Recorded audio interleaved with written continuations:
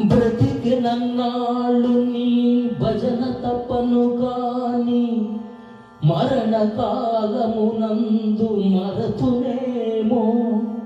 ఆ వేళ యమదూతలు ఆగ్రహంభున వచ్చి ప్రాణముల్ పెకలించి పట్టునప్పుడు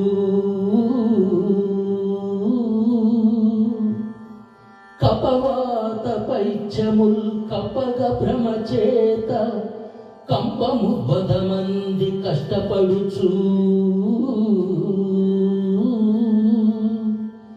నా